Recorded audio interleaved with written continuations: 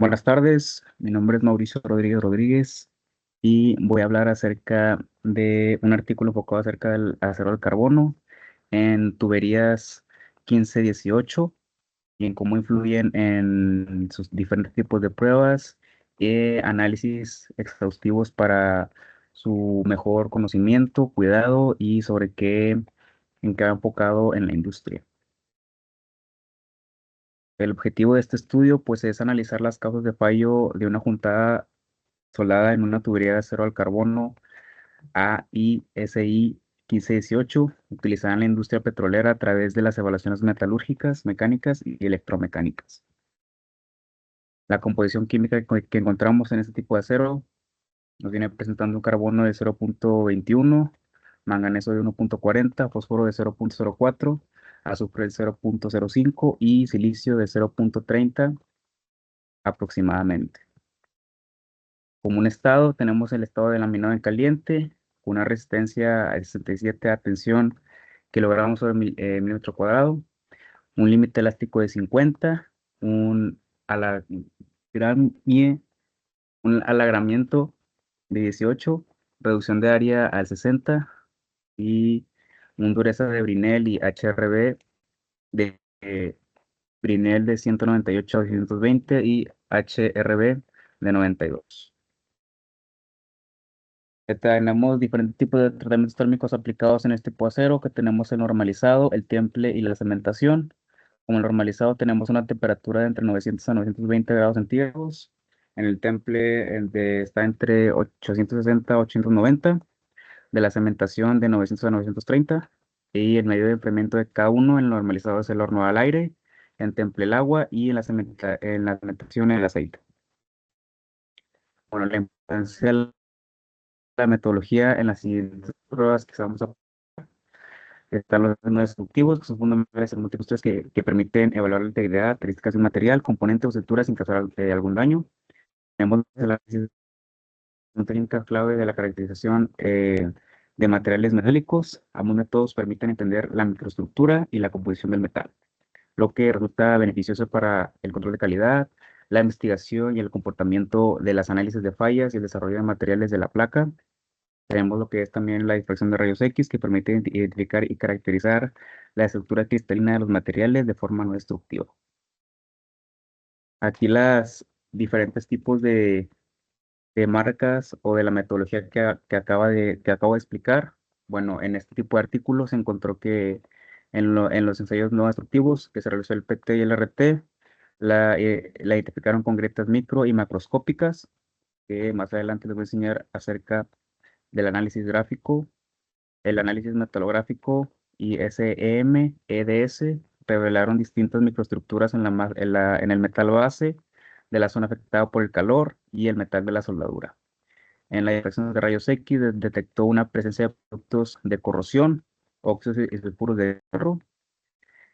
En la dureza Baker mostró variaciones de dureza en diferentes zonas de soldadura y en la espectroscopía de impedancia electroquímica evaluó los comportamientos frente a la corrosión de medios ácidos y básicos. Los resultados principales, tenemos el fallo de la interfaz en la zona donde se observaban las microestructuras frágiles, una WM con mayor dureza, comparado con la HAZ, dio la presencia de martesita y vainita de este medio. La HAZ y la WM más susceptibles a la corrosión que el BM debido a la microestructura heterogénea y tensiones residuales. Tenemos lo que es también la falla de la combinación de mecanismos, corrosión bajo tensión, grietas inducidas por hidrógeno y microdefectos generados por soldadura deficiente. Bueno, en esta siguiente estructura, en esta imagen, nos muestra una inspección de una unión de una unión soldada en acero al carbono, utilizando diferentes métodos para detectar defectos en la línea de soldadura. La figura parece extraída de un estudio de análisis de fallas o evaluación de calidad de una tubería o componente soldado del acero al carbono, que en nuestra imagen A tenemos una vista macroscópica de la soldadura, que se muestra la superficie externa de una tubería soldada.